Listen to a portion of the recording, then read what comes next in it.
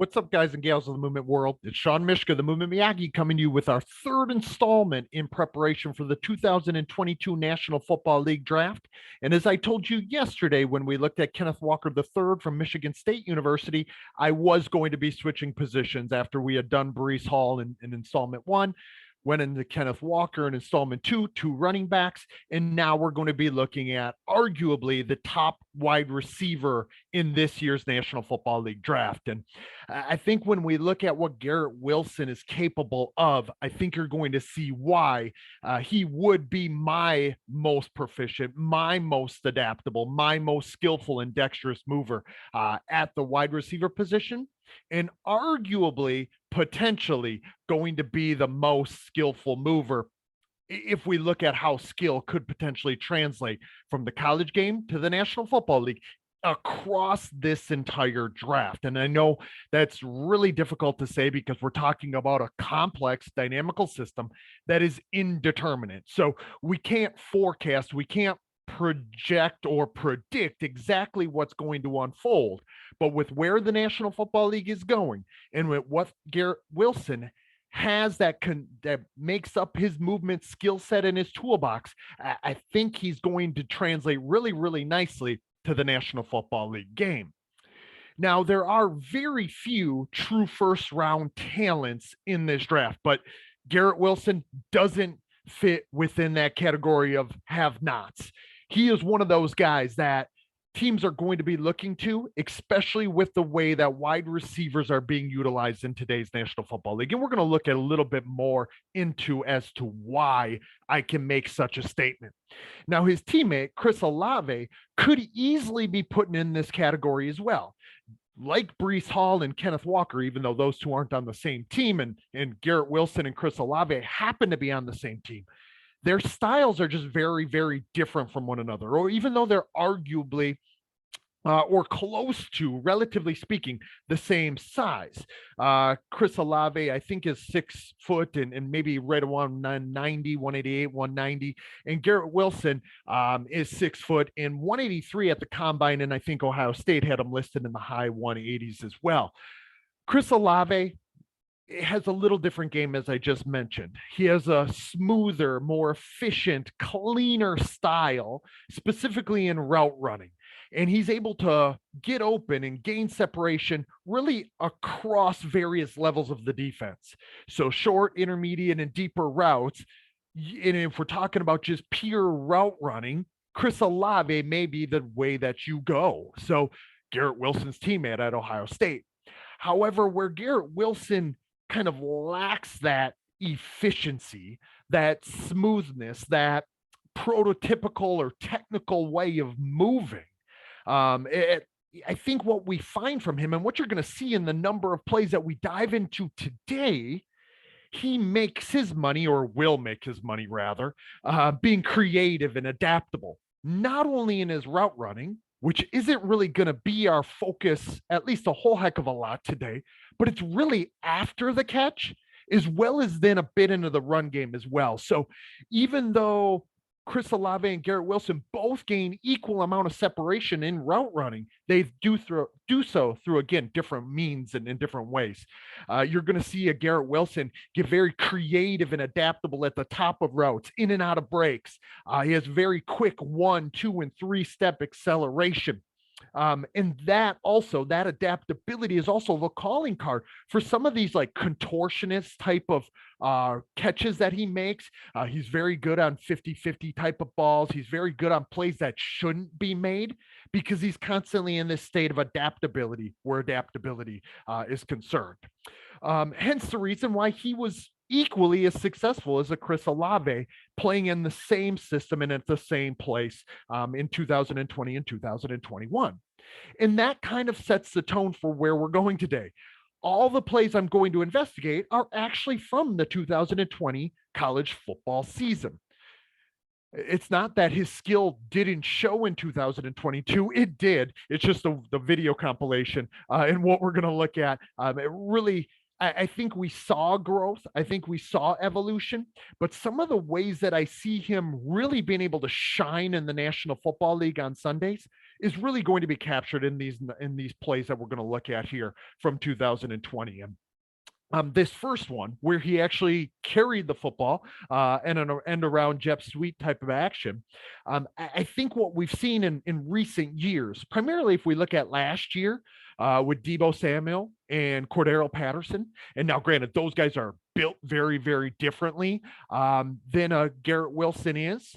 Garrett Wilson and Debo are about the same height, but I think Debo outweighs him by about 25 pounds or so, maybe even more, 25 to 30 pounds. So I'm not saying that Garrett Wilson will be able to have the same volume as Debo Samuel or Cordero Patterson, but I think he could be utilized in similar ways. Like he has some punt return experience, and it really shows in his movement problem solving, the way that he sets up blocks, the way that he utilizes space, the way that he attempts to solve problems when he gets in 1v1 type of interactions.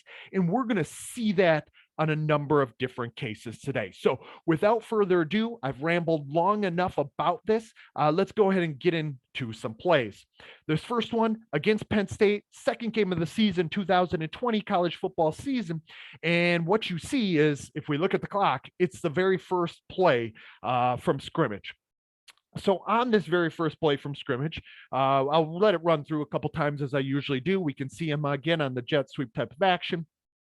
And he's right off to the races, but we're going to be able to look at some layers here and some nifty things that he does in getting off to the races.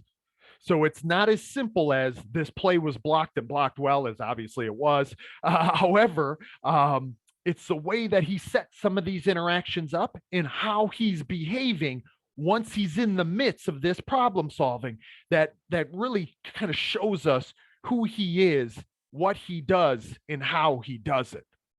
So let's go ahead and get into our 50% speed now and look at some of that affordance landscape to look at the way that I think Garrett Wilson is going to be able to succeed relatively early at the National Football League level. First off, watch after he gets the ball and approaches this gaping hole. This is a big hole. So again, it's Ohio State, and even though they're playing number 18th ranked Penn State and one of their Big Ten division rivals, Big Ten conference rivals, obviously there's going to be some space that isn't going to be there at the NFL level. Like this hole, you could drive a freaking truck through, right? But look at as he, and I think I might have actually got him a little bit ahead of that, which what I wanted to. Look at his eyes. Particularly, obviously, we don't, again, like I mentioned numerous times before on these videos, I know we don't have eye tracking glasses on the guys, and I know that we're making pure qualitative speculation, but if we look at the stripe on the helmet and we look at how one is behaving, how one is acting while they are perceiving, it can start to tell us a story as to what they might be attuned to, where they may be looking, and what information they may be detecting and gathering as they do so.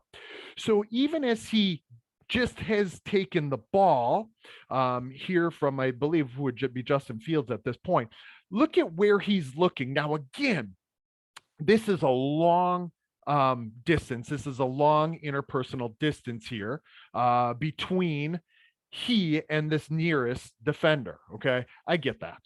But if we really think about what could happen between here and there, what he's taking in, again, these informational variables, guys and gals, are the very things that are going to allow for the coordination and the regulation of one's movement for the most attuned and adaptable movers.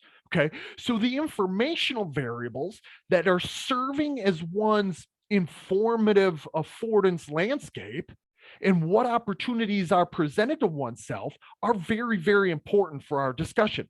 Hence the reason I constantly talk about affordances, okay? But watch his constant perception action coupling. It isn't just about what he could potentially be perceiving, but how is he acting as he perceives, okay? I'm sure I belabored that long enough, but Look at as he does so. He actually guides with his eyes because his eyes are anchored in right here on this cat. He pulls this guy right into this space. And I know I'm moving my mouse a lot here, but if we look at where this dude is looking, obviously he's looking to where the ball is. The ball and who has it is going to be very specifying for defender, hence the old defender cliche of see ball, get ball, right? So this guy is moving in a way to keep himself connected right here to Garrett Wilson. Garrett Wilson is actually anchored his eyes exactly in the same place, and their eyes have kind of met. And because of that, what I see from Garrett Wilson over and over and over again, and I'm going to mention it when we go to a second play in a bit, Garrett Wilson gets in these like MMA, mixed martial arts types of like fights and interactions, but in evasive agility problems and scenarios. It's actually pretty cool to see. He finds himself in these 1v1 interactions, and you can see him almost like toying with a guy because he is so comfortable in these types of scenarios and situations. So again, I know I belabored this, but there will be a lot of layers to this. So basically, number 5, Garrett Wilson pulls this cat, I think he's number 38, that safety, up into the blocker's position, the blocker being number 2. And look at now as he does so, he being Garrett, as Garrett Wilson pulls him into that space, he starts to act differently. Okay, so when we say one perceives to act and acts to perceive, this is a living, breathing embodiment and example of it. So as he pulls him into that space, that creates this lane for him, but also this interaction. So he just set up that block. He brought 38 right into his blocker.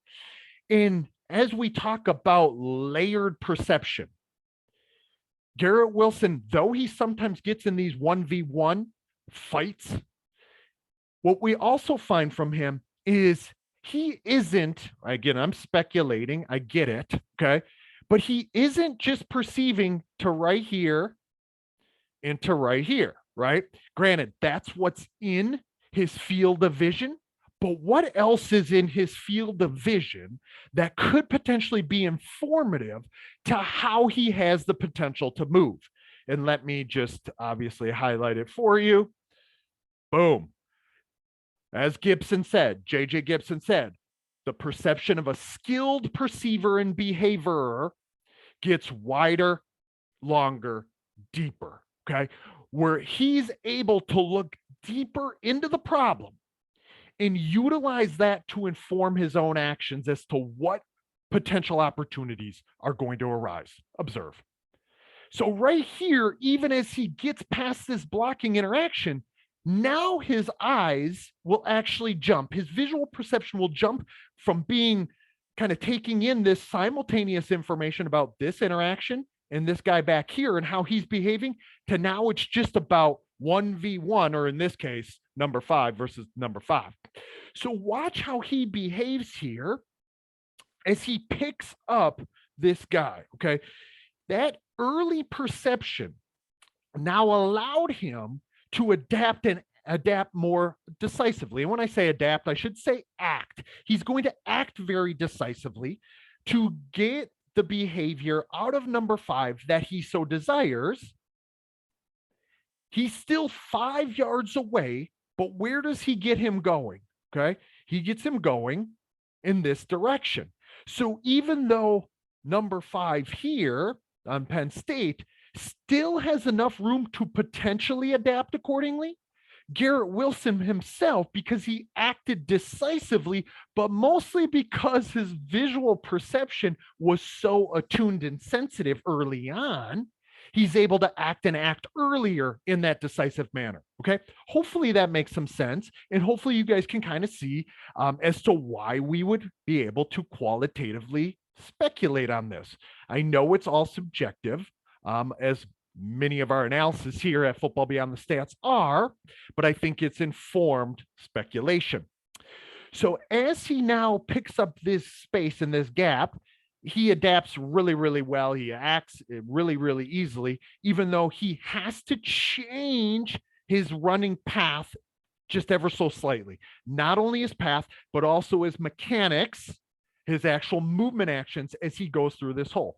Okay. It looked like number 5 for Penn State was going to be able to have an opportunity to adapt because of how early it was. But look at, he actually is not able to because he was moving too quickly to be able to then adapt in accordingly. Hence the reason why, again, these types of evasive agility scenarios and situations absolutely positively must be trained in context. Like you can't get this cutting on a cone. You can't get this cutting on a ladder, right? I don't want to get on my soapbox now. Okay. So now Garrett Wilson passes through this gap and we see a really horrible angle. Okay. Now, I understand that number 1 is essentially acting in a way where he is kind of in never land here. You know, he's kind of in no man's land because with what he just saw unfold and emerge from Garrett Wilson and probably what he saw from him on film in previous years, or maybe when they played each other the year prior. I don't know if both of these, I mean, Garrett Wilson would have been on the field. I don't know if number 1 would have been. Okay.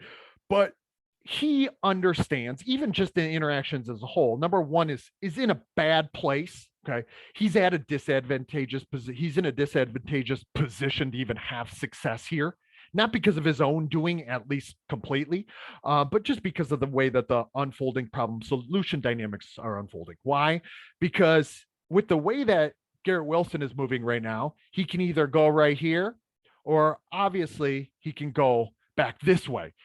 5 yards apart, separated by difference in bearing angle as well, and you got a really skillful, really adept, really adaptable mover who has creativity within their skill set. So number 1, it's going to seem as though I'm picking on him. I'm not. Okay.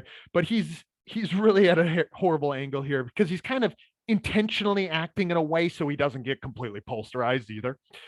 So I get that, but let's watch that unfold. And he just runs right past him, right? So Garrett Wilson knows, like, I got options here. Why not just take the path of least resistance? And I'm just going to hit the gas pedal. Number 1's got a bad angle, and he's not going to be able to keep up with me once I put my first, second, and third steps down into the ground. Okay. Now, once he gets into the open field, we're going to see some things that you've heard me harp on over and over and over again at Football Beyond the Stats. And that is, when one gets in the open field, it sort of gives us clues as to how they perceive and act. We want constant and continuous update of information detection, constant information movement coupling, right? That means frequent, continuous scanning, looking and glancing as to what might be threatening that is coming out in the world. Look at, boom, big look. Big look. He's in the open field. There is, guys and gals, there is nothing. If now, granted, we don't have the all 22 view here, but right here, there is nothing in front of him. There is nothing even in this area that we can see immediately right here on screen, right?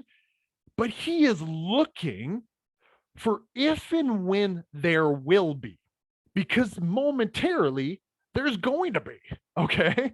So we want to have this constant update as opposed to most coaches telling you when you get in this place, just keep your head straight, just run down the rails. You're on a train tracks, just keep going until the threat appears, right? Why not get a constant online update of that information? Okay. So we see him glance over his right shoulder numerous times. And now, because even though that was off screen back here, you guys know I will belabor this. Okay, let's get it when he gets out of this interaction, gets past number 1. But watch, we can't see anyone over there. But when he looks, he does see someone. Okay, and that someone is in the form of number 9 here. And so now look straight, get myself back in my gate. Okay, but I have to get an update. Boom, again. What changed? How did it change? How is number 9 moving? What are our bearing angles in relation to each other? What are our relative velocities? I'm not saying he's up at a board doing calculations in a mathematician type of fashion, but what I am saying is he's updating his affordance landscape. What informational variables are out there must I connect to that are going to specify what opportunities I have to move? Okay. And this leads to, as you look at now, it's more frequent. Okay. Before he was given a glance, looking away, given a glance, looking away. Okay. Right here, give a glance, look away, give a glance, look away. Okay. But now I have to look more frequently. Number nine has, our paths have converged with one another. Number nine is faster than I was anticipating and expecting. And even though there's nothing down these that between the numbers and the sideline, there is nothing in my path right now. I believe, if I'm Garrett Wilson, that our paths are going to converge in a way that allows number nine to tackle me in some way, shape, or form. So, what will I do? Because of that constant information movement coupling, I'm going to adapt. And he does exactly that. Okay. Now, strength coaches across the country are going to look at this and be like, he took too many steps in order to decelerate. Guys and gals, like he is moving at maximum speed here. Okay. He's moving at maximum speed in the open field, and it takes him 4 yards to decelerate. Watch him right now. He throws on the brakes 1, 2, 3, and about 4 or 5 yards, right? In the position he's in right now is not necessarily this like biomechanically sound, technically proficient change of direction position, right? But my question to you all is this: is it functional? And is it purposeful? Is it practical? Is it useful in relation to the unfolding problem? Answer that. Okay. And I think we know the answer. It allows him the solution, the strategy to evade number nine, even though it wasn't the cleanest, most technically proficient cut in the whole wide world. The same thing, guys and gals, about the deceleration position. Okay. So it isn't about, or at least all about the actions. Is it a little bit about the actions? It sure is. But we have to look at the context that is feeding into the content that is the movement solution. And what we see from number nine is his behaviors. He's at a disadvantage. He's got to completely turn once Garrett Wilson changes his behaviors. Behavior affords behavior. The two combine to one another, right? The two afford opportunities for one another. And he lets nine run by. Nine cannot adapt. And then his buddies catch up. But how many yards does he actually pick up after he chooses to decelerate in that way? Okay.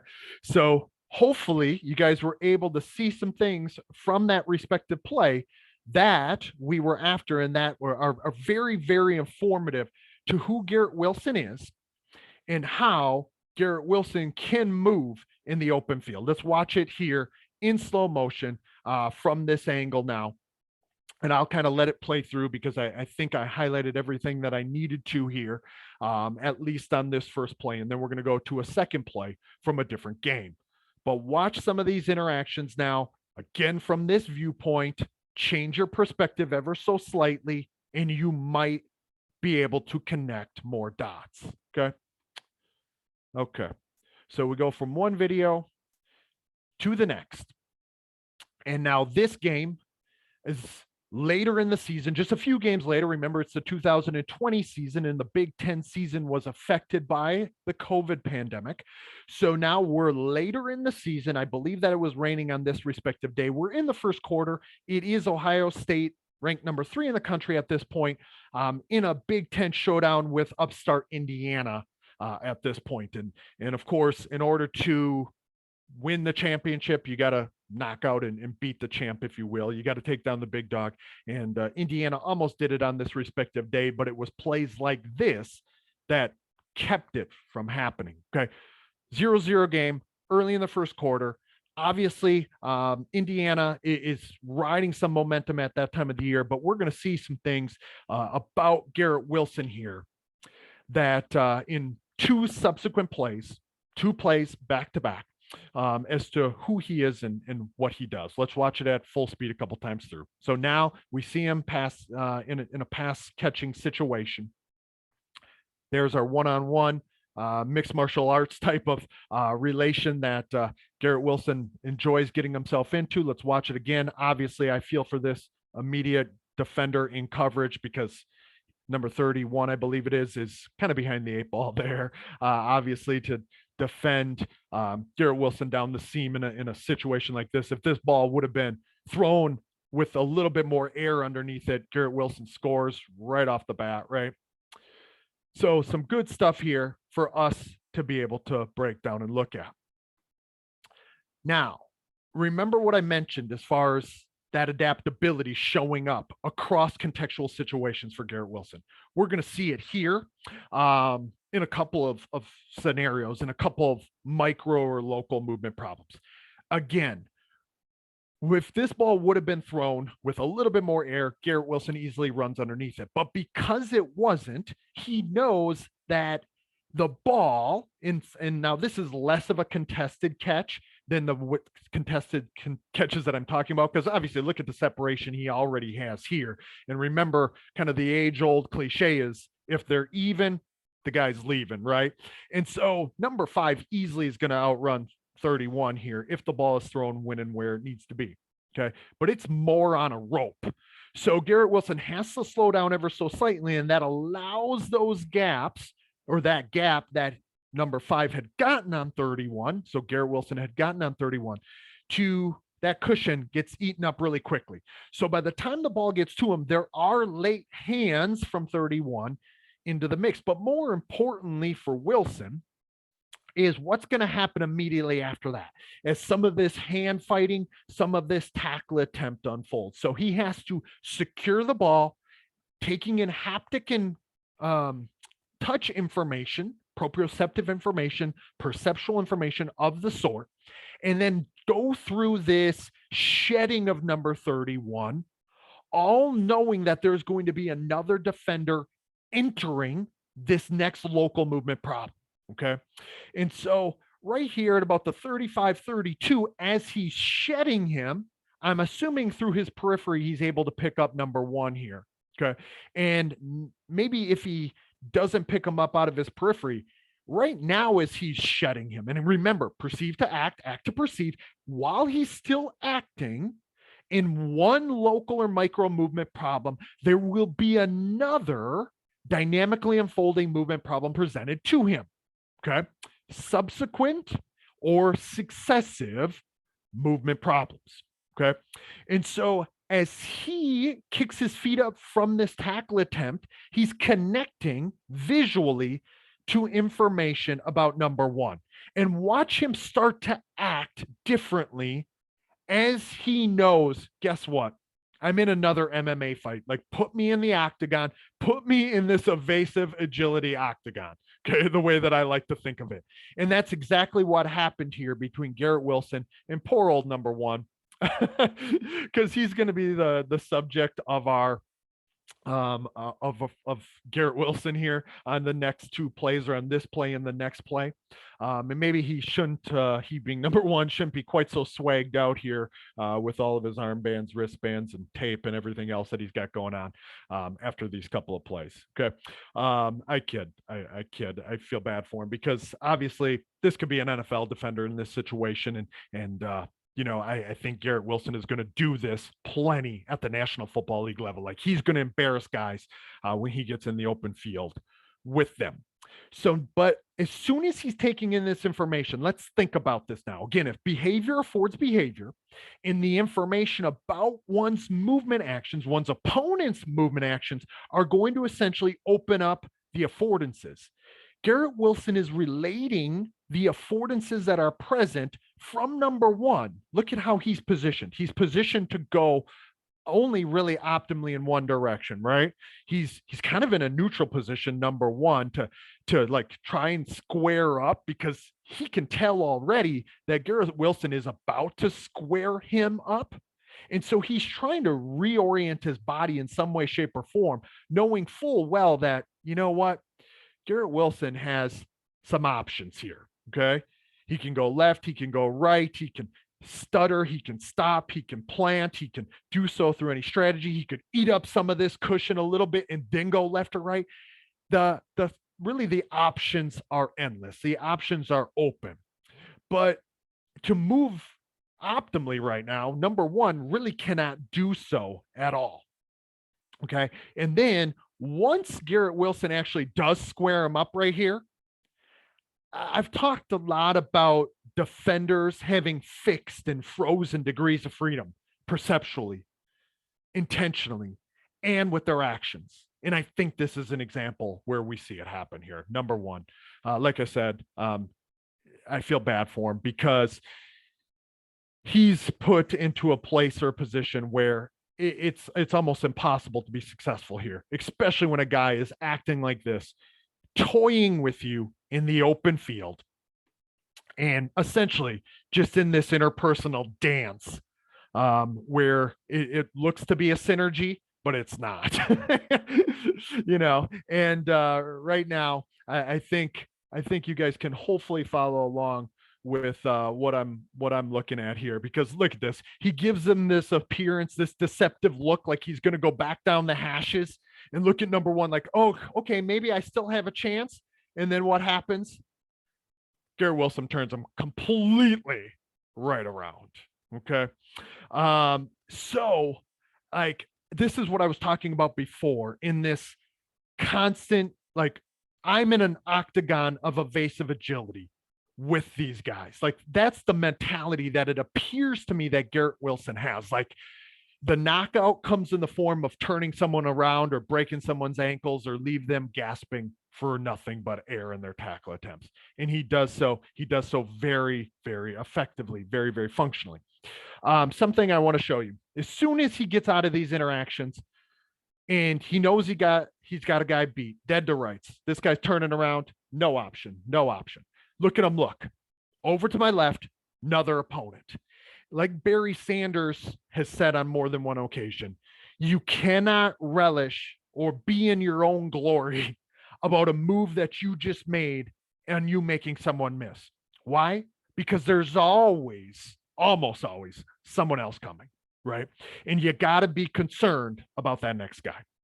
And that's exactly what Garrett Wilson does right here. Okay, number 23, he is now the threat. And that threat is going to keep me from getting the most amount of yards that I possibly can. So my intentions now, if I'm Garrett Wilson, are solely fixated on 23. You got plenty of space between yourself and number one here. Number one, obviously, is sort of in this place or position where he's moving at this type of angle after just getting beaten badly. But number 23 is coming in hot, right? So hence the reason we look at where his eyes are, and they are right there. Okay. I now have a threat. That threat is taking away affordances. That threat is taking away opportunities. So their behaviors become more invitational. I have to be able to look at ways of solving this problem now. But guess what? I'm an adaptable 1v1 animal in the open field. Like, look at him just zero in on him and anchor his perception on him with the sole objective. I have a stiff arm in my arsenal. I might not be able to score any longer. I might not put you down in a Derrick Henry stiff arm type of fashion, but guess what? I'm going to use this not so much as a feeler like we saw a lot from Jonathan Taylor, but I'm going to use it as a distance creator and as a shed creator. Okay. I will hand fight with you to gain 6, 7, 8 more yards. And that's about what he gains there from that interaction, I think. Okay. So I've seen this just in highlights from 2019 to 2021 from Garrett Wilson, where he has this stiff arm. The dude is 185 pounds soaking wet, or, 188 pounds with pads and a helmet. Okay. But he uses these stiff arm as a strength or power oriented strategy to be able to ward guys off, pick up additional yards very, very often. Now, I want to show something, even though I was really illuminating how adaptable, how attuned, and really how functional some of his movement solutions really are. There's also, for every strength in the system, there's always weaknesses, right? Right now, granted, there's he's got a chaser here, and then he's got our good friend number one here, or Garrett Wilson's good friend number one, roaming around over here where my mouse is circling. There's only a zebra here in front of him, and really nothing out in this direction. Okay, so where am I pointing? If you guys aren't actually looking at my mouse, or I think you can see my mouse, but like there's nothing back here. Okay, so that being said, he probably could have and probably should have. Now, if he were to look back, hindsight is 2020. Hindsight is a bitch. Then in that way, as he goes in this, gets himself caught in this interaction with number one. Look at, there is still no one out in that space. There is still no one. There's still not anyone out here. Okay. And we don't see anyone, even though this isn't all 22, we don't see anyone over here that is presenting a threat and entering the space. Now, they will come later on. But remember, he's in a 1v1 interaction here. And sometimes, very Kenneth Walker-like, Saquon Barkley-like I'm so adept at these one-on-one interactions that I lose potential opportunities to act in other places. Okay. And I think that's kind of what happens. I think Garrett Wilson gets a little enamored by his own behaviors, and the video stopped for us there, right? But you can kind of see, here's this guy kind of meandering, jogging from the behind. And if he would have acted in a way, left, right, get out to your right, go down the middle of the field, he might have scored on this play. Okay. So I do want to give credit where credit's due, but here at Football Beyond the Stats, of course, we also want to draw attention to what weaknesses may exist. Okay. And now this next play, it's the very next play from scrimmage. First and goal now, after he just picked up the big play. We now see Garrett Wilson here in the slot against old number one again. I know that this is kind of looks like I'm picking on number one, but there isn't much that he can do here. I would assume that he's a safety, just happens to be playing nickel here. And I guess I will let it play, and you'll see what I mean. There won't be much that I have to say. So on the very next play, when Garrett Wilson probably could have and should have scored on the play that came before it, we now see in this situation, he's going to get what's his. He's going to get what he should have taken on the play before, and he's going to turn him around and make him look silly again. Guys and gals, he watch this one more time, and we'll have it at well, let me grab it at 50 just for funsies here, because this is fun, I guess, for everyone, but probably number one and anyone who coaches for the Indiana Hoosiers. But remember, I talked before about Garrett Wilson and Chris Olave. Chris Olave, very fluid, very efficient, very pretty, very technically sound, almost a teaching tape within his routes. Garrett Wilson, very creative, very adaptable, in and out of breaks, giving you a lot of this to look at. Confusing, fixing, freezing system, degrees of freedom. And look at that. I mean, again, number one is at a disadvantage right off the bat. Okay. He didn't have any help. It's him in a 1v1 situation. But that's essentially what Garrett Wilson does. It's what Garrett Wilson will do, I believe, at the National Football League level. So don't let the fact that he's 6 foot tall and 183 pounds or whatever he is scare you if you're an NFL decision maker. I believe that he has the skill set to excel in today's National Football League. And we saw it on 1, 2, and 3 plays, each play. I believe that he can be used all over the offensive formation with lots of different strategies. Get him the ball, get him the ball in space, let him go make some guys miss. 1v1 situations, highly complex problems. I think he's going to be very, very dexterous, very, very early in his National Football League career. Obviously, we've been going through these 2022 National Football League draft videos at a very rapid clip, right? I'm trying to squeeze them all in here on NFL Draft Week. Hopefully, you're enjoying them. Hopefully, you're seeing the layers of them. If any of this interests you at all, I'm sporting my Emergence shirt here today. Okay. A number of months ago at Emergence, we put together this course called the Skilled Movement Analysis course. If any of these videos interest you, I would highly implore you to check that out. And I will put that link down below for you all to click on and check out. Very cost effective way to look at sport movement in your own niche through this lens. But for this movement analysis, this has been Sean Mishka, the Movement and Miyagi, and I will talk to you guys through probably maybe one, two, or maybe three more analysis, depending on how many I can get through here before Thursday night's National Football League draft. Thank you, guys and gals.